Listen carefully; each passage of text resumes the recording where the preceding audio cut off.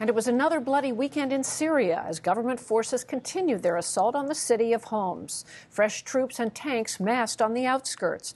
Elsewhere, people lined up for food, with supplies running desperately low. And in the north Syrian town of Idlib, a senior state prosecutor and a judge were shot dead yesterday. The Syrian news agency blamed the attack on a terrorist group, but Jonathan Rugman of Independent Television News got an entirely different view from the area as he reports. In a small town in northern Syria, the menfolk are paying their condolences to the relatives of this uprising's latest victim. The man, a prosecutor, was shot dead in his car yesterday on his way to work. State media claimed armed terrorists had killed him. But in his hometown, the prosecutor's friends say the real culprits are the security forces, and they're so frightened of being killed themselves that nobody would talk to us openly.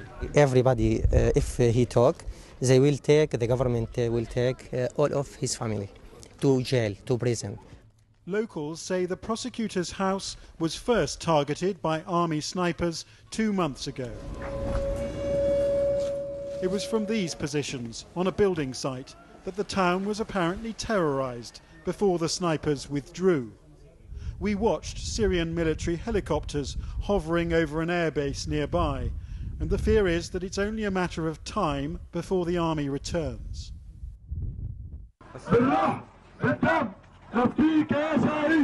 But if the townspeople are terrified, they are also defiant. Yesterday afternoon, they filmed the prosecutor's funeral and posted it on the internet. "We're not afraid of snipers and tanks," they chanted. "We will answer this death with revenge." And this is just one of so many Syrian towns radicalized by state terror.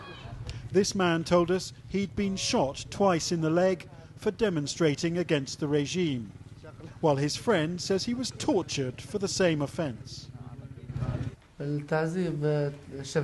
His name is Hassan, and he says he only got home yesterday after almost 3 months in jail. His eyes reddened, he says, by being granted just 1 hour's sleep a night. His neck and arms scorched with burning cigarettes. We were packed 120 prisoners to a room, he told me.